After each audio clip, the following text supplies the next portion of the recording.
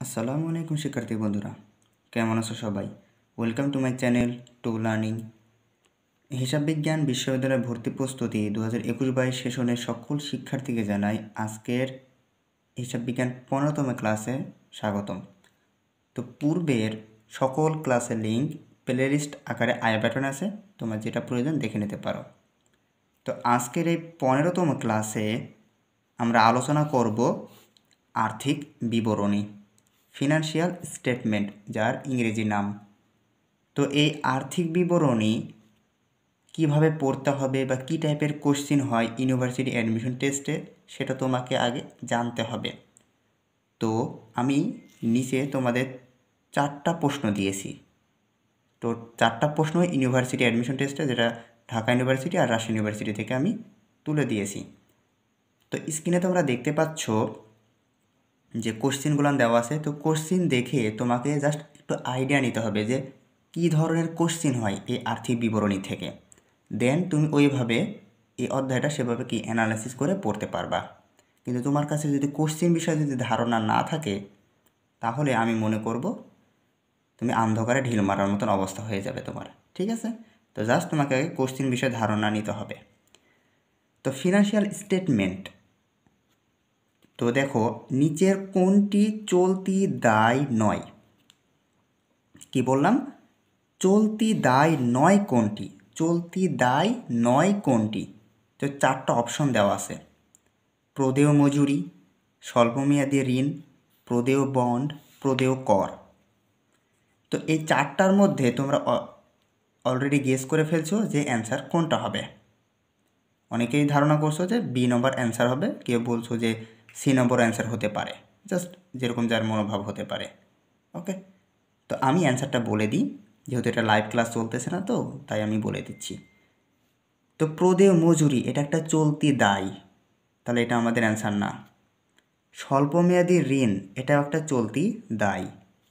প্রদেয় bond এটা চলতি দায় নয়, এটা একটা দীর্ঘমেয়াদী দায়। এটা কী ধরনের দায়? দীর্ঘমেয়াদী দায়। আর প্রদেয় কর এটা হচ্ছে চলতি দায়।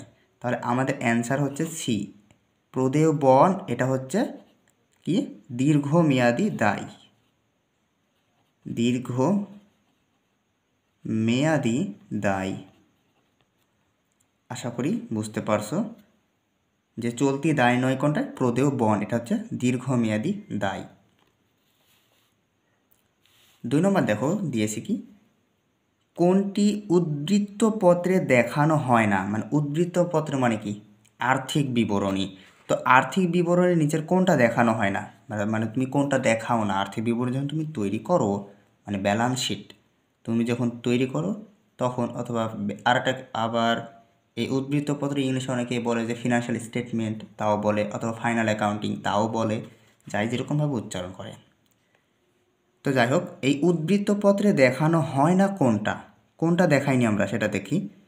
তো দেখো এখানে কি আছে? চলতি দায় এটা তো উদ্ধৃতপত্রে অবশ্যই দেখাই আমরা, তাহলে এটা আমাদের অ্যান্সার না।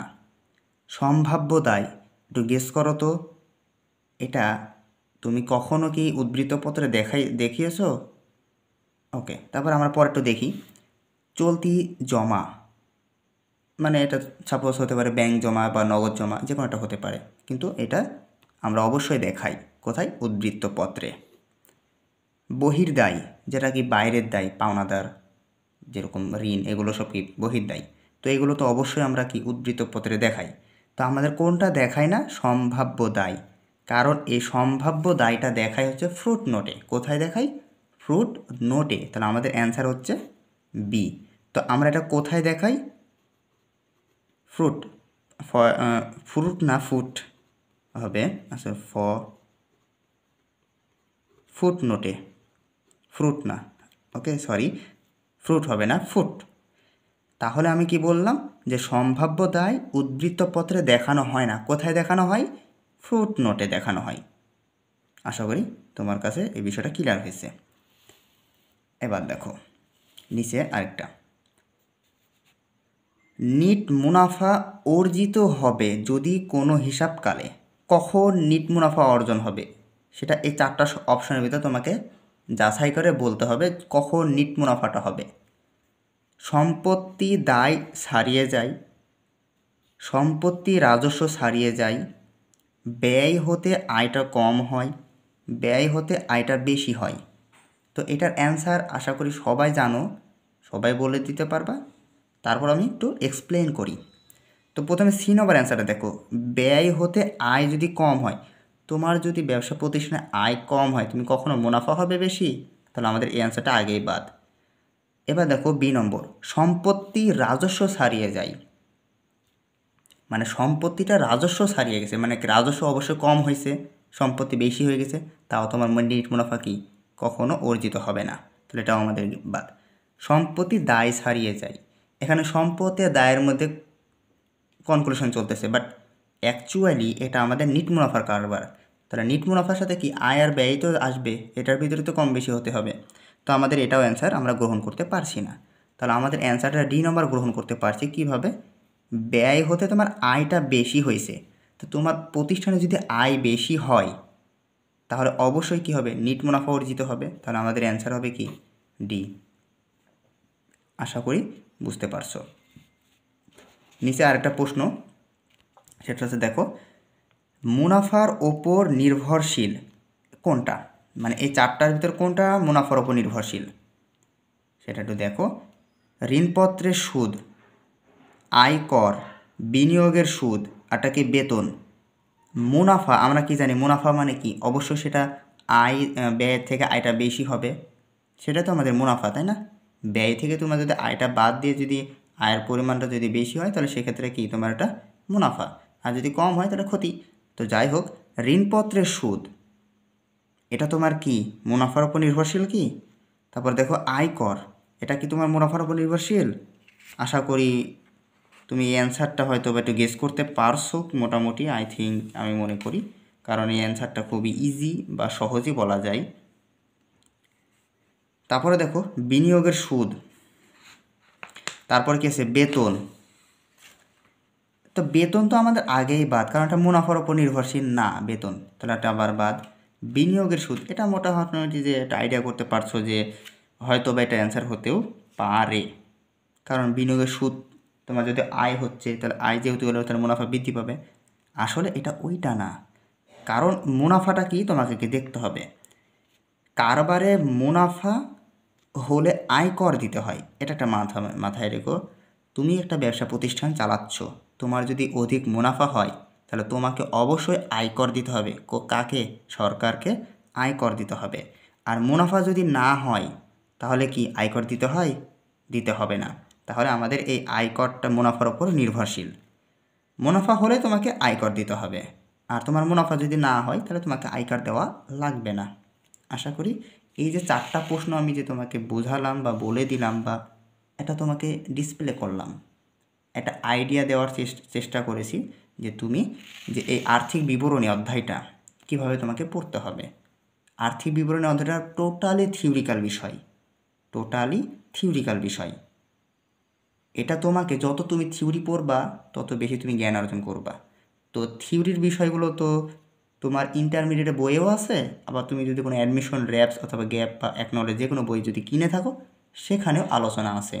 তুমি যেখান থেকে তোমার সুবিধা হবে সেখান থেকে তুমি এই আর্থিক বিবরণীর যে থিওরিক্যাল বিষয়গুলো আছে তুমি অবশ্যই কী করবা, পড়ে নেবা, পড়ে মুখস্থ ঠোঁটের আগায় যেন থাকে, যেন এক্সাম্পল দেখলেই প্রশ্ন দেখলে যেন পারো।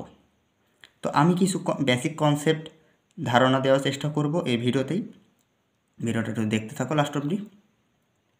তো আমরা অনেকেই জানি যে আধুনিক হিসাব বিজ্ঞানে 5 ধরনের আর্থিক প্রস্তুত করা হয়, আর্থিক বিবরণী। আমরা কি জানি যে আধুনিক হিসাব বিজ্ঞানে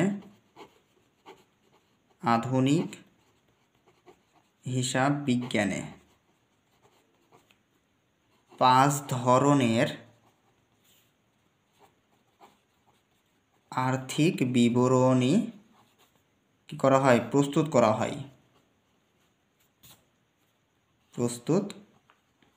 হয়। ঠিক আছে, আমি কি বললাম যে আধুনিক হিসাব বিজ্ঞানে 5 ধরনের আর্থিক বিবরণী প্রস্তুত করা হয়। তো 5 ধরনের সেটা কি কি?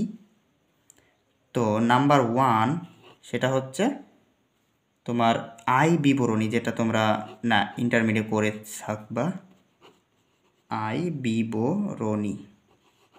এই আয় বিবরণীর মধ্যে কি কি আছে? ক্রয় বিক্রয় হিসাব আর লাভ লোকসান হিসাব, তাই না? কি কি আছে? ক্রয় বিক্রয়, ক্রয় বিক্রয় হিসাব, আর এটাকে লাভ লোকসান হিসাব, লাভ লোকসান হিসাব।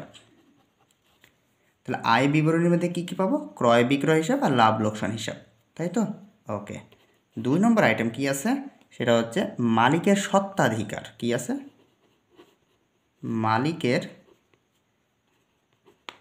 স্বত্বাধিকার, তয়েতে যুক্ত হবে স্বত্বাধিকার। তো এই মালিকের স্বত্বাধিকার মানে এখানে কি বোঝাচ্ছে? মালিকানা সত্ত্ব। কি বোঝাচ্ছে? মালিকানা সত্ত্ব। সংক্ষেপে কি? ও ই। মালিকের মূলধন, ও কতখানি বিনিয়োগ করলো, কতখানি আয় হলো, কতখানি ব্যয় হলো, এটা যোগ বিয়োগ করে যে ক্যালকুলেশনটা বের করতে হয় সেটাই কি? মালিকের স্বত্বাধিকারটা বের করা হয়। 3 নম্বরটা হচ্ছে তোমার নগদ প্রবাহ বিবরণী বা তার আগে উদ্বৃত্ত পত্রটা আসে। উদ্বৃত্ত পত্র। কি বললাম? উদ্বৃত্ত পত্র। তো উদ্বৃত্ত পত্র তো তোমরা জানো যে ফাইনাল অ্যাকাউন্টিং যেটা। আচ্ছা, 4 নম্বর নগদ প্রবাহ বিবরণী, ব্যালেন্স শিট, এটা রেখে দিই। তারপর কি? নগদ প্রবাহ বিবরণী। এটার ইংলিশ নাম কি? Cash follow statement. Cash follow statement, ঠিক আছে? 5 নম্বরটা হচ্ছে তোমার আর্থিক অবস্থার বিবরণীতে প্রয়োজনীয় নোট বা গুরুত্বপূর্ণ বিষয়। মানে আর্থিক বিবরণী প্রয়োজনীয় নোট এরকমভাবে লেখা যায়। আর্থিক বিবরণীর প্রয়োজনীয় নোট। ওই যে প্রথমের দিকে আমরা একটা নৈবেতিক দেখলাম, সম্ভাব্য দায়, যেটা ফুট নোটে দেখানো হয়, এই জায়গাতে সেটা দেখানো হয় নোট। এটার ইংলিশ নাম হচ্ছে NOTES, নোটস। আর আয় বিবরণীটার নাম কি? সেটা হচ্ছে তোমার ইনকাম স্টেটমেন্ট, মালিকানার সাথে কি? অনার্স ইকুইটি স্টেটমেন্ট, আর balance sheet, cash flow statement, notes. এগুলো ইন্টারমিডিয়েটে বেসিক ধারণা থাকতে হবে এবং অ্যাডমিশন টেস্টে ভালো ধারণা থাকতে হবে, এবং তারপরে তুমি যদি অনার্সে ভর্তি হও তো এটার ওপরেই বিভিন্ন তোমার বই বের হয়েছে বা বই তোমাকে পড়তে হবে, যেরকম ইন্টারমিডিয়েট অ্যাকাউন্টিং, অ্যাকাউন্টিং প্রিন্সিপালস, আরও কস্ট অ্যাকাউন্টিংয়ের ভিতরে কিছু ফাংশন আছে। এই অধ্যায় বা এই টপিকটা খুব বেশি ইম্পর্ট্যান্ট। তোমার রিয়েল লাইফ বলো, তুমি যতদিন অ্যাকাউন্টিংয়ে পড়বা ততদিন পর্যন্ত এই জিনিসটা লাগবে। এগুলোর বিস্তারিত আরও আলোচনা আছে, বহু আলোচনা, ঘন্টার পর ঘন্টা সময় বের হয়ে যাবে এগুলো বিস্তারিত আলোচনা জানতে হলে। ঠিক আছে? তুমি জাস্ট আপাতত অ্যাডমিশন টেস্টের জন্য যেগুলো প্রয়োজন সেগুলো আমি বলে দিচ্ছি, মনে রাখবা। ওকে, তো আই থিঙ্ক তুমি বুঝতে পারছো যে 5 ধরনের কী কী আছে। এখন আমি বলি এই আয় বিবরণীর মধ্যে কী কী থাকবে। সেটা হচ্ছে, জাস্ট এ মিনিট, কি বললাম? আয় বিবরণী। তো এই আয় বিবরণীর মধ্যে শুধুমাত্র তো আয় আর ব্যয়ই তো থাকে, নাকি অন্য কিছু থাকে? এটি প্রস্তুত করা হয় অ্যাকচুয়ালি নামিক হিসাবগুলোর মাধ্যমে, নামিক হিসাব দ্বারা, নামিক হিসাব দ্বারা। এখন নামিক হিসাব কোনগুলো? আয় আর ব্যয়, এগুলো তো নামিক হিসাব, তাই না? আয় ব্যয় এগুলো কি নামিক হিসাব। তাহলে আয় বিবরণী তৈরি করা হয় নামিক হিসাব দ্বারা। আর নামিক হিসাব কোনগুলো? আয় আর ব্যয়। তো এটি প্রস্তুতের আগে সমাপনী দাখিলা দিতে হয়। তো এটা প্রস্তুতের আগে কি হয়? এটি প্রস্তুতের আগে সমাপনী দাখিলা দিতে হয়। ঠিক আছে? আশা করি বুঝতে পারছো যে কোনো নৈবেতিকে যদি আসে যে কোন আর্থিক বিবরণী বা কোন আর্থিক অবস্থার উপর বা কোন আর্থিক অবস্থার তৈরি করার আগে সমাপনী দাখিলা দিতে হয়, তো তোমাকে আয় বিবরণীটা সিলেক্ট করতে হবে। তাহলে আয় বিবরণী প্রস্তুতের আগে সমাপনী দাখিলাটা তোমাকে অবশ্যই দিতে হবে, মানে যেটাকে ইংলিশে ক্লোজিং এন্ট্রি বলা হয়, যেটা আয় সারাংশ দ্বারা আমরা অলরেডি কিন্তু সমন্বয় দাখিলা যখন শিখাচ্ছি তখন বলে দিয়েছি, যদি ভিডিওটা না দেখে থাকো আই বাটন আছে। ওকে ওকে তারপরে এই আয় বিবরণীতে কী আছে, শুধু অর্জিত আয় আর সংগৃহীত ব্যয় দেখানো হয়। তোমার যদি যেটা আয় হয়েছে সেটা লিখতে হবে, তোমার যেটা ব্যয় হয়েছে সেটা লিখতে হবে, ঠিক আছে? কোনো বাকি ধার এগুলো লেখা যায় না এখানে। আর মুনাফা বের করার নিয়ম কি জানি, যে মোট আয় থেকে মোট ব্যয় বাদ দিলে কী হয়, তোমার মুনাফাটা বের হয়। এগুলো এখান থেকে আলোচনা করা যায়। আচ্ছা, তো আয় বিবরণীর দুটা ধাপ আছে। কি আছে? আয় বিবরণীর দুটি ধাপ আছে। নাম্বার 1 সেটা হচ্ছে কি এক ধাপ বিশিষ্ট আর একটা বহু ধাপ বিশিষ্ট। এক ধাপ আর বহু ধাপ। এক ধাপ আর একটা কি বহু ধাপ। এই বহু ধাপের আরেকটা নাম আছে বিশদ আয় বিবরণী। বিশদ আয় বিবরণী অনেকেই বলে থাকে। তাহলে আমি বললাম যে আয় বিবরণী দুই ধাপ। আসলে লেখা একটু খারাপ হয়ে যাচ্ছে, তার জন্য একটু সরি। ওকে, আয় বিবরণী দুটি ধাপ, একটা হচ্ছে এক ধাপ আর একটা বহু ধাপ। ওকে, তাহলে আমরা এই আয় বিবরণ অনেক কিছুই জানলাম। সেটা হচ্ছে নামক হিসাব দ্বারা তৈরি হয়, এটি প্রস্তুতের আগে সমাপনী দাখিলা দিতে হয়। আয় বিবরণী দুটি ধাপ আছে, এক ধাপ বহু ধাপ। বহু ধাপের একটা কি বিশদ আয় বিবরণী। ওকে, বহু ধাপ বিশিষ্ট আয় বিবরণীতে 4টা ধাপ আছে। কয়টা ধাপ আছে? এই বহু ধাপের ভিতরে 4টা ধাপ আছে। প্রশ্ন যদি আসে যে বহু ধাপ বিশিষ্টের কয়টা ধাপ আছে বা বহু ধাপ বিশিষ্টের মধ্যে কয়টা ধাপ আছে, তখন তোমাকে বলতে হবে 4টা ধাপ আছে। ঠিক আছে, তো এটা গেল আয় বিবরণী। আমাদের এখন দেখব মালিকানা সত্ত্ব বিবরণী। কি দেখব? মালিকানা সত্ত্ব বিবরণী। মালিকানা সত্ত্ব বিবরণী। ওকে, তো মালিকানা সত্ত্ব বিবরণী এক কথা এটা তৈরি হয়, এই বিবরণী হচ্ছে হিসাবকার নীতি অনুযায়ী। প্রথমে তোমাকে জানতে হবে এটা কিসের মাধ্যমে তৈরি হয়। এটি তৈরি হয় হিসাবকাল নীতি অনুযায়ী। হিসাবকাল নীতি অনুযায়ী। ওকে, হিসাবকাল নীতি অনুযায়ী এটা তৈরি হয় হিসাবকাল নীতি অনুযায়ী। তো এই বিবরণী প্রস্তুতের ক্ষেত্রে তোমার মালিকের বিনিয়োগ, নিট লাভ বা ক্ষতি, তারপরে উত্তোলন, অতিরিক্ত বিনিয়োগ, শেয়ার অধিকার, সঞ্চিতি রিজার্ভ ইত্যাদি আলোচনা করা হয় বা ইত্যাদি যোগ বিয়োগ হতে হয়। তো মনে করো অ্যাকচুয়ালি এরকম যোগ বিয়োগটা কেমন হয় সেটা আমি বলেই দিই। মনে করো যে মূলধন এত আছে, মূলধন, তাহলে এটার সাথে কি করতে হবে, যদি নিট আয় হয় তাহলে যোগ হবে, যদি বা নিট ক্ষতি হয় তাহলে কী হবে, মাইনাস হবে। তারপরে মালিক যদি উত্তোলন করে সেটা কি মাইনাস হয়ে যাবে। আবার মালিক যদি অতিরিক্ত মূলধন আনে সেটা কি হবে, যোগ হবে। তো এটাই যোগ বিয়োগ করে ক্যালকুলেশন করে যে অ্যামাউন্টটা বের হয় ওটাই হচ্ছে তোমার কি মালিকানা সত্ত্ব বিবরণী। তো এই মালিকানা সত্ত্ব বিবরণী পরবর্তী আবার উদ্বৃত্তপত্রে যোগ বিয়োগের ক্ষেত্রে ব্যবহৃত হয়। এটা জাস্ট বেসিক কনসেপ্ট গেল এটুকুই। ঠিক আছে, তো এই সকল কনসেপ্টগুলো নিয়ে তোমার ইন্টারমিডিয়েট বইয়েও আছে, প্লাস আবার তোমার কাছে অ্যাডমিশন বইগুলোতেও আছে। তো এই থিওরিক্যাল বিষয়গুলো আশা করি তুমি তোমার বই থেকে কাভার করে নিতে পারবা। ঠিক আছে, আমি সাজেস্ট করব বইটা ভালোভাবে পড়ার জন্যে। আর তুমি যত বেশি এক্সাম্পল সমাধান করবা, যত প্রশ্ন ব্যাংক সমাধান করবা, তোমার কাছে ততটা ইজি হয়ে যাবে অ্যাডমিশন টেস্ট। ওকে, তো পরবর্তী উদ্বৃত্তপত্র, নগদ প্রবাহ বিবরণী, প্রথমকার 3টা একটু ইম্পর্টেন্ট, এই 3টা থেকে বেশিরভাগ কোশ্চিন হয়ে থাকে। এই পরের 2টা থেকে খুব কম কোশ্চিন হয়, এ থেকে কোশ্চিন খুব একটা আসে না। উদ্বৃত্তপত্রটা দেখবা, যেরকম উদ্বৃত্তপত্র তৈরি হয়, প্রস্তুত করা হয় কার মাধ্যমে, চলমান প্রতিষ্ঠান ধারণার মাধ্যমে। উদ্বৃত্তপত্র তৈরি হয় চলমান নাম কি প্রতিষ্ঠান ধারণা।